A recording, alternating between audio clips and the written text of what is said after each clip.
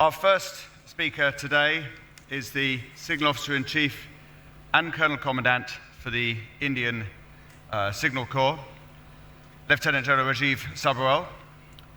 He was commissioned in 1981, and in case you have not noticed by his red beret, is a paratrooper.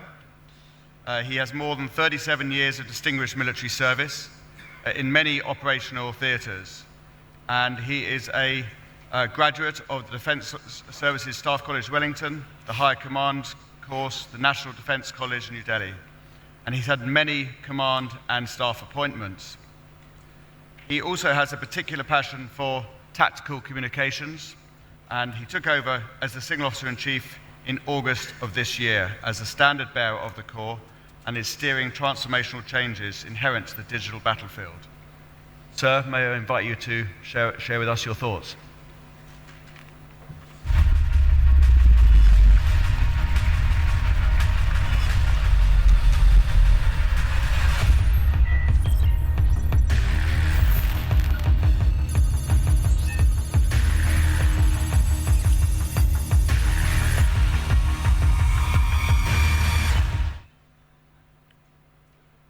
Ayurban, all of you.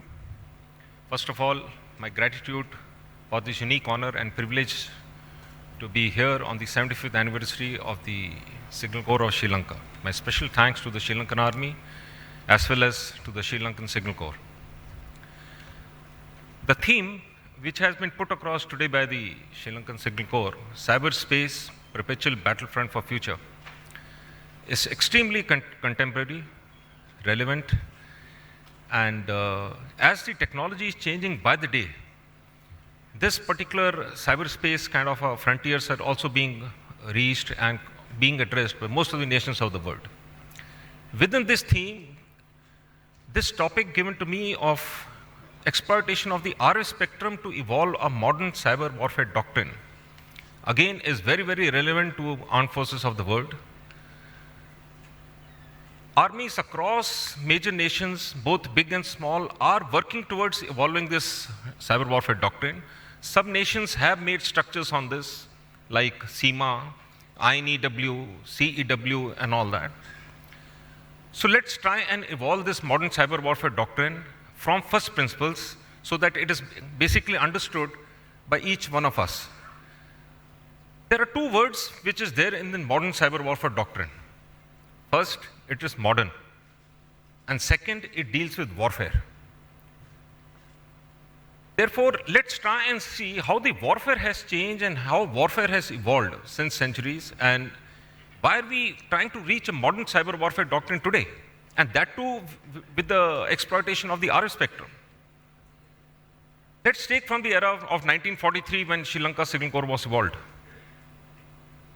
At that point of time,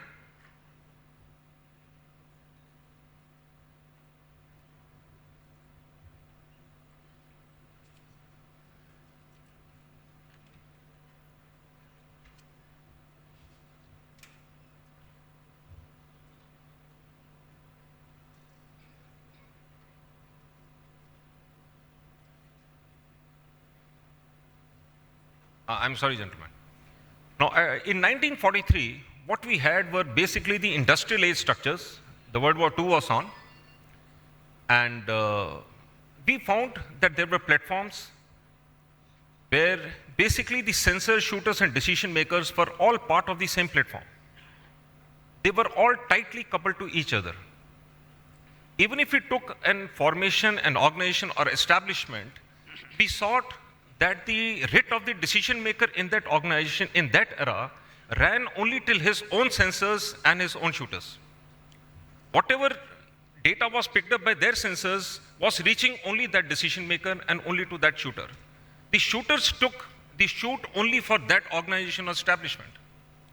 And therefore, there was a kind of a linearity, there was a kind of hierarchical nature of scheme of doing things. And therefore, since everything was to be fed and emanated from the decision maker, we tried to give connectivity only to the decision maker. And therefore, if we had given him a wired connectivity, it was enough. We need not have given him a wireless connectivity. Wherever wireless connectivities were given in industrial age, they were basically links and they were not networks. From that era, we have now moved today to the network-centric era. The basic difference here is, and in the network-centric era, the entities are all loosely coupled to each other. For the sake of existence, they are belonging to an formation or an organization, but the sensors are not feeding directly here. Sensors are just putting this in the military cloud. And from the military cloud, the decision makers and shooters are getting that information wherever it is. Second difference here is that all the entities like shooter, decision makers, and sensors are smart. They are knowledgeable. And when you say an entity is smart, it basically means it can send and receive data from each other. So from these two, we basically find that the sensors in the network-centric era have lost the affiliation of an organization. They are independent of organizational services. Whatever sensor data is being picked up is now being put on the military cloud. It is being published on the military cloud, and decision makers and shooters are subscribing to this particular data and are continually getting this particular data. Since they are wireless, they are asynchronous in time and space. They can be anywhere. And since they can be anywhere and all entities are sharing data with each other, there is a shared situational awareness in the TBA. There is some passage of common operating picture which is going on. And therefore, each entity is now becoming asynchronous. He can take his decisions himself. He knows the overall intent of the commander, and within that intent, he starts taking his own decisions. And this gives rise to something what we call non-linear kind of communication or non-hierarchical nature of doing things. Therefore, once every entity is self-synchronized, there is non-hierarchical nature, and we find a kind of an information superiority which builds in that particular, in the TBA. This information superiority is now made available to each commander so that to enhance his combat power. Therefore, overall warfare has reached today basically because of two things. First, we have made every entity smart or knowledgeable where he can give or receive data. And second, we have made him wireless. If the warfare has evolved here and the entities have reached here, let's see what has made them, what is the kind of communication equipment which they were using to reach here. Let's take the evolution of radios. Right from the day Marconi discovered the radio in late 19th century, we found some usage of radio starting from World War I, where basically HF, VHF, UHF was being used. As we hit World War II, we found that even the non-com portion of the RF spectrum or the electromagnetic spectrum, we had started utilizing in terms of radars. And since there was so much of price being paid to the electromagnetic spectrum, electronic warfare kind of supporting or force multiplier kind of operations had started. But there were two things in this electronic warfare. First, it was pure voice-centric. There was no data as such at that point of time. And secondly, electronic warfare did not have an independent domain or independent domain where attack, defense, etc. could be taken on its own. It was basically in a supporting role for warfare in other domains like land, air, and sea. And if you see today morning also when we had entered, there was this movie was going on. It was showing what is walls, how evolution of walls to transistors, transistors to ICs, etc. have taken place.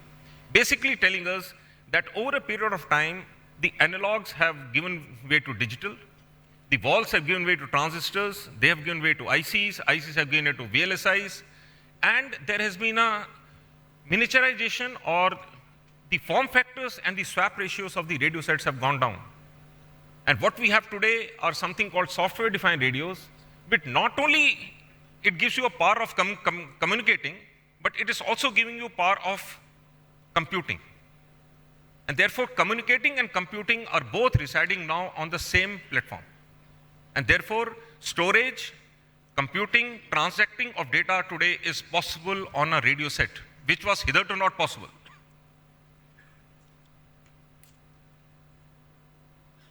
Therefore, what you see now is that the humble radio of yesteryears today has reached software-defined radio.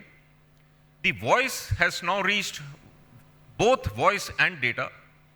And the erstwhile functions which were available solely with electronic warfare, the functions which are associated with cyber warfare can also be taken on by the same radios today. If this was happening on the radio side, let's see what was happening on the computer side. Even this documentary was being shown early in the morning today, that from the first generation, we are somewhere now between the fourth generation and fifth generation of computers. Here too, from the electromagnetic and the mechanical relays kind of thing, we moved on to wall version computers, transistorized versions, LSI, VLSI. Today, computers have reached a place where they are on a wearable computers. Most of you are wearing Fitbit watches, smart watches over here. Therefore, here again, there is a marriage of computing and communicating on the same platform. And the most important thing is these are now carried by individual entities on their arms, on their hand, in their hands, on their manpacks and all that. So if you see the evolution of the computers from the mainframes to the handheld devices today and the hybrid devices today, you find the data and the voices also now riding on that particular data in terms of VoIPs. And therefore, from both sides, from the radio side as well as from the computer side. The radio side has got computers onto it, and the computers have now got radio onto it. And therefore, there is a convergence of that domain, which we can call converged cyber electronic domain.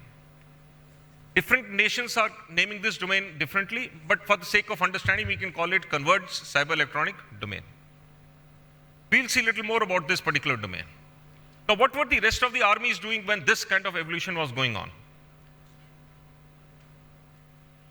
Armies, by their very nature, are loath to change. They don't change so easily. And therefore, for ages and decades, most of the nations continue to be wired. The power continued to be vested from headquarters, from command headquarters to corps headquarters to div headquarters to brigade headquarters. But over a period of, say, last 10 to 15 years, while in the commercial world we have seen rapid transformation from the wired desktops to today what you have smartphones, we in the military are also saying that militaries all over the world are now switching onto and something colloquially called dumping the Ethernet ports. All the radio sets, software-defined radios on sensor devices and various other devices which are coming up in the TBA today do not have an Ethernet port, or even if we had, we don't use it. They are all moving towards the wireless one. And therefore, we can say that in this cyber electronic warfare domain, which is utilizing pure electromagnetic domain, we can now define a new kind of warfare where attack, protect, defend, everything is possible within this particular domain. In its simplest term, the cybertronic warfare can be called exploitation of the electromagnetic spectrum for electronic warfare, or cyber warfare, or for both of them. In the topic given to me, it was written RF spectrum, but I would love to call it electromagnetic spectrum because RF is just a subset of the electromagnetic spectrum. When we try and evolve a new modern cyber warfare doctrine which takes care of this cyber electronic warfare domain, we will have to incorporate the characteristics of this particular domain in that doctrine. So broad characteristics of this CW domain would be that firstly, it encompasses all the military actions in TBA primarily. It can be in the strategic domain also, but primarily it covers the actions which are in the TBA. All actions compulsorily occur in the electromagnetic spectrum only. So in this domain, we are not including the wired part of the cyberspace. We are only including the wireless part of the cyberspace. When we do passive operations in this, it could be a very good source of intelligence. In its active avatar, it could support cyber network exploitation and cyber network attack. And of course, like any other warfare, it will have all facets of the defense also in it. Let's try and take the understanding a little more. What you see in the yellow circle there is the one which deals with electronic warfare, and the one which you see in the dark red over there deals with the cyber domain. Now, the actions within the cyber domain and the electronic warfare domain, while they are complementary operations, but in the converged domain, you will find that they have synergistic effects. What is now being shown in the colored one is the overlapping domain of these two. And what you find is that electronic warfare operations, which used to be generally coarse operations, primarily taking place in the tactical arena, since they are now connected to data and other things, they may have strategic effects.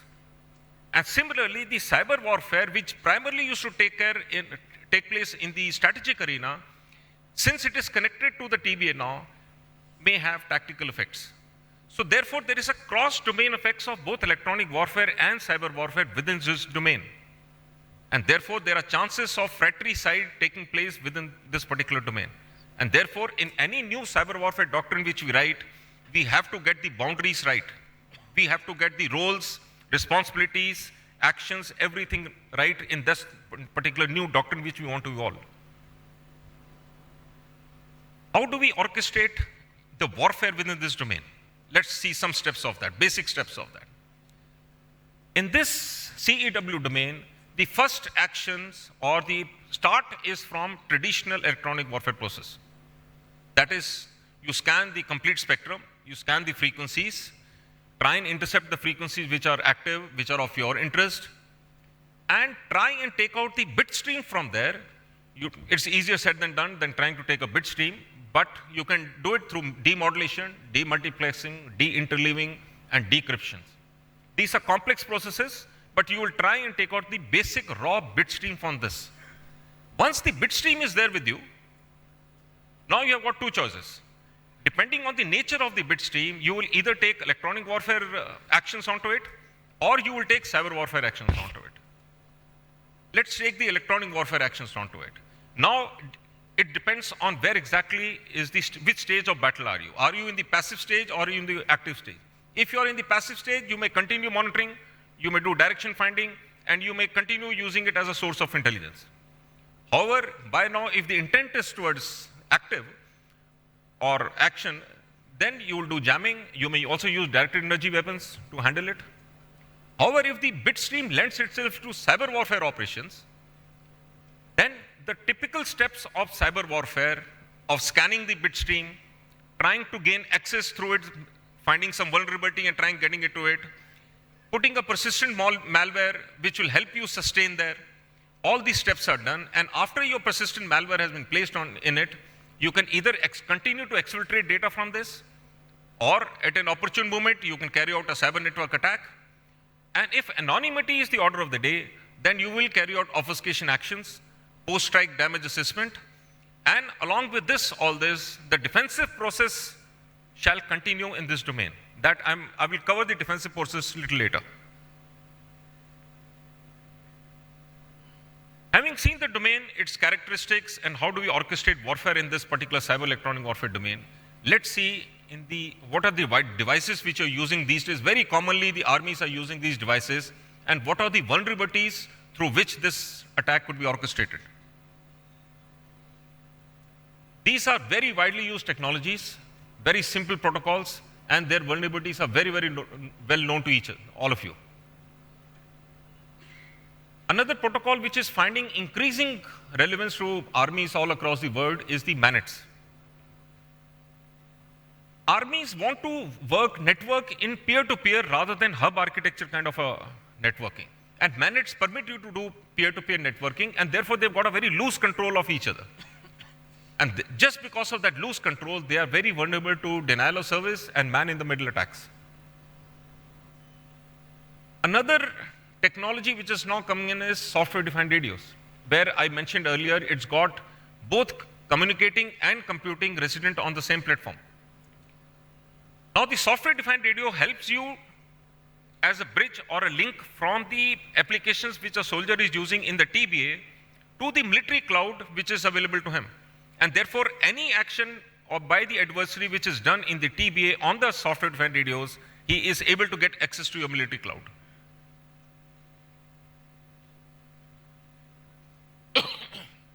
Today morning, a lot of stuff was spoken on IoT and the 5G networks. 5G networks are ready to give you speeds of 100 gigs, 10 gigs, and much, much higher than what 4G gives you.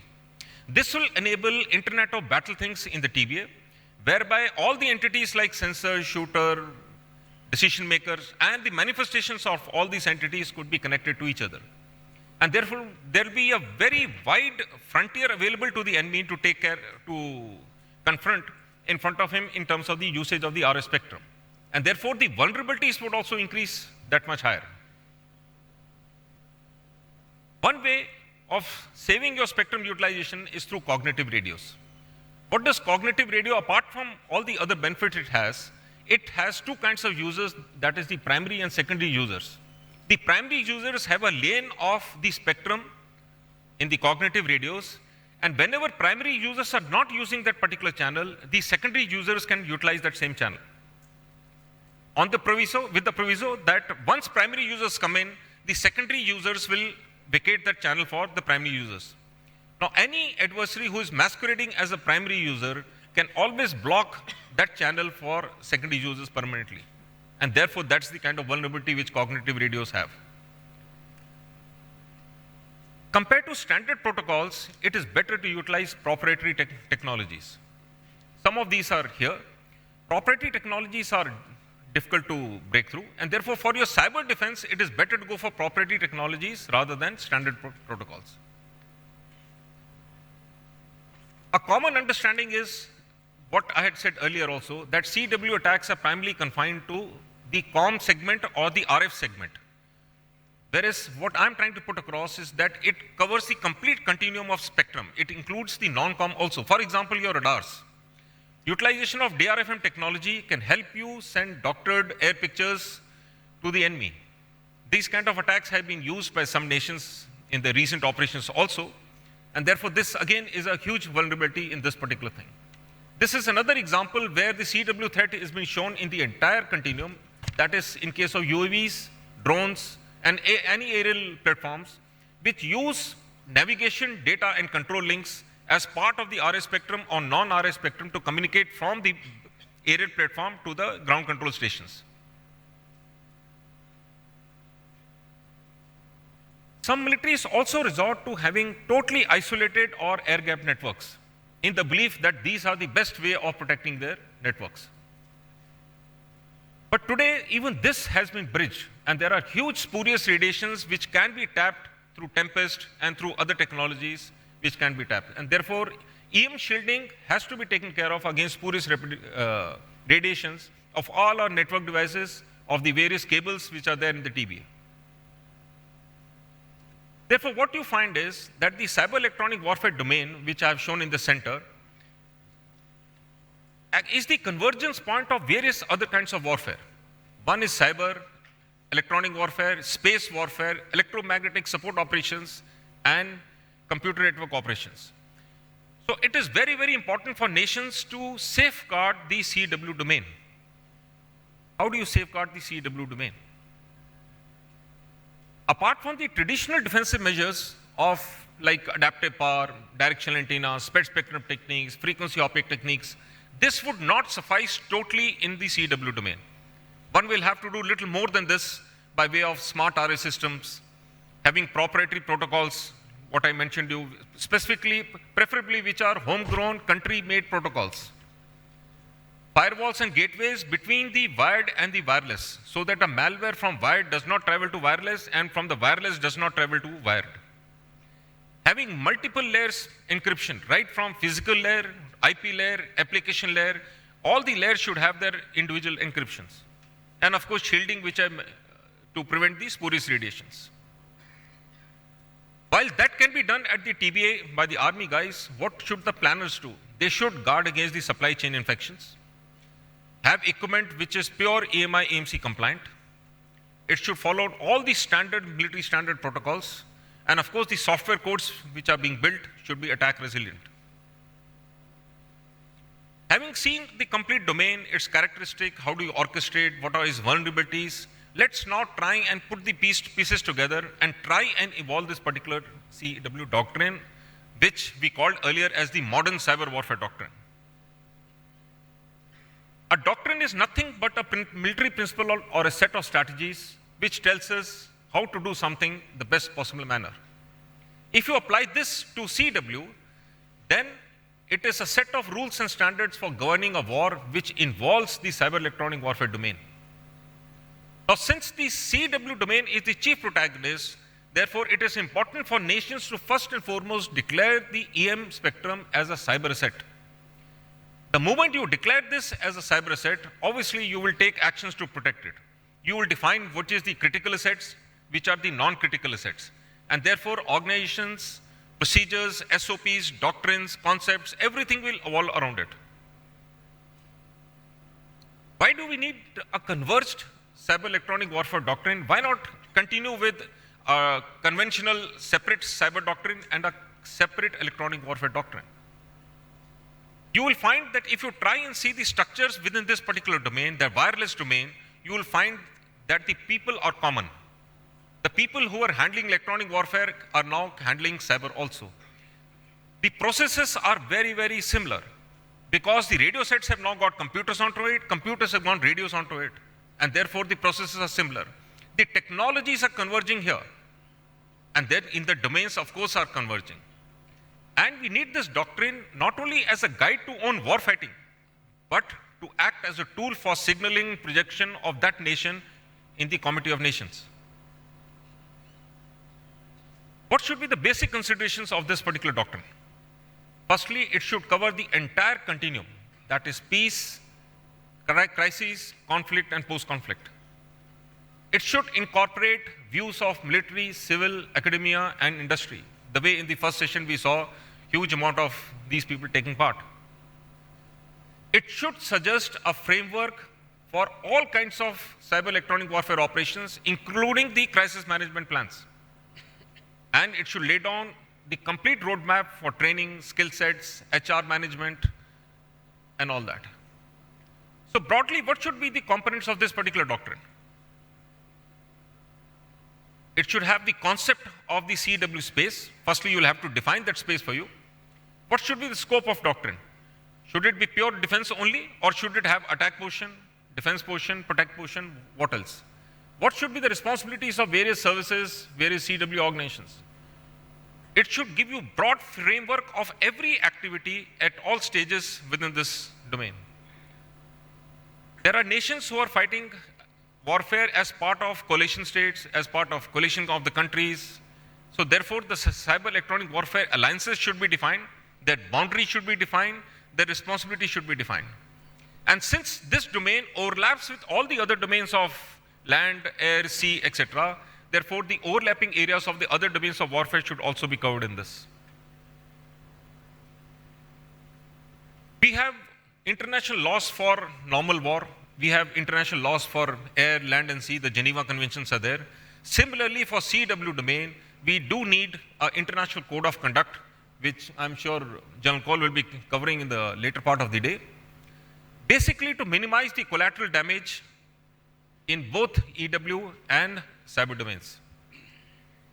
There are a huge number of users in civil population and utilizing the critical and non-critical infrastructure which are utilizing this particular space. And therefore, there has to be ethics defined for it. There has to be, since to prevent the rogue elements also affecting us, there has to be international laws of cybercrime and cyber terrorism also equally applicable to it. As a final take-home, gentlemen, the role of Core signals over a period of time has changed. No longer is it only a role for a supporting one.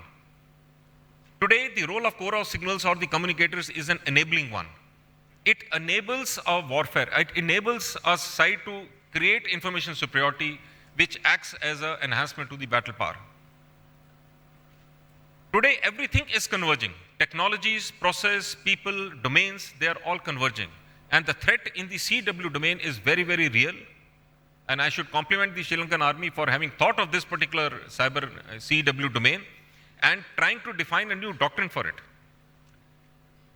New doctrines will continue to be required since the technology is changing by the day.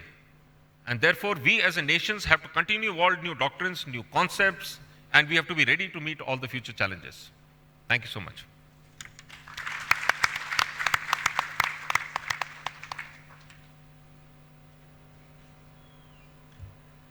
Thank you, sir. That was very thought-provoking. And I sense some very common themes that have come out from the morning sessions also have been picked up on there, which we can perhaps discuss in questions later.